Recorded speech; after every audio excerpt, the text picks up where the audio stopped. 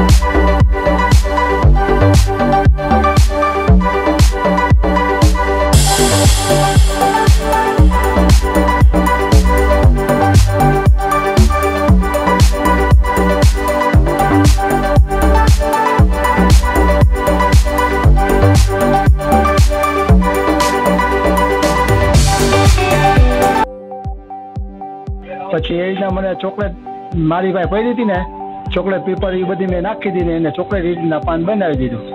પછી હું ગયો પરા બજારમાં ચોકલેટ એક દુકાને ગયો, અહીંયા મેં તો ચોકલેટ જોઈએ આપણે. મેં તો ચોકલેટ મને અહીંયાથી મારા મિત્રએ કીધું, અહીંયા એડ્રેસ દીધું એટલે હું અહીંયા લેવા ગયો ને ત્યારે મને ખબર પડી આ ચોકલેટ આવીને યુઝ કરાય આમાં. પછી ચોકલેટ લિક્વિડ આપ્યું મને અને પહેલાં ચોકલેટ લિક્વિડ આપ્યું, પછી ચોકલેટ ફિશ આપ્યા. એ રીતના હું આ બધું ચાલુ કરતો ગયો, એ રીતના નવી નવી વેરાયટી લઈ આવતો ગયો બધા. પછી આમાં બધા આમળા નાખાય, આમળાથી કેલેરી શરીરમાં વધે ને આ પાન થાય એટલે કેલેરી આવે ચોકલેટ ને આમળાથી.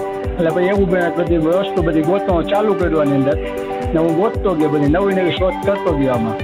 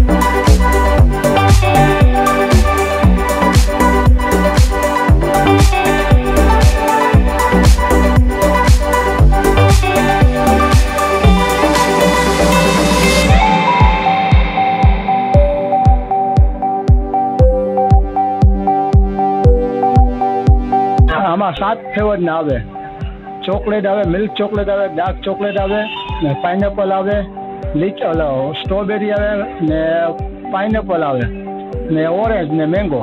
એમાં 151 રૂપિયાનું પાન આવે, એમાં 12 જાતના 6 જાતના પેલા ફ્રૂટ આવે, સૂકા ફ્રૂટ આવે. પેલા હું લીલા ફ્રૂટ નાખતો હતો બધા, પછી મને જે બજારમાં ખબર પડી કે આ સૂકા પીસ હમણાં ચાલુ થયા બજારમાં, ત્યાં સૂકા પીસ ચાલુ કર્યા બધા લેવાના. મેં એ રીતના હું બધા ગોતતો ગયો ને એ રીતના બધા સૂકા પીસ મેળવતો ગયો.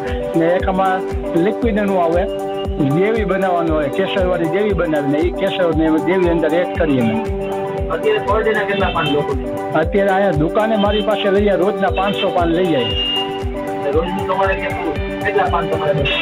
રોજના તો હું ઘણા પાન બનાવતો હિસાબ નથી હોતો. આ મેરેજ પાન તો દિના 3-4 બને ને આ બધા 500 પાન ને 1000 પાનની વેરાયટી થાય એમ ટોટલ એમ.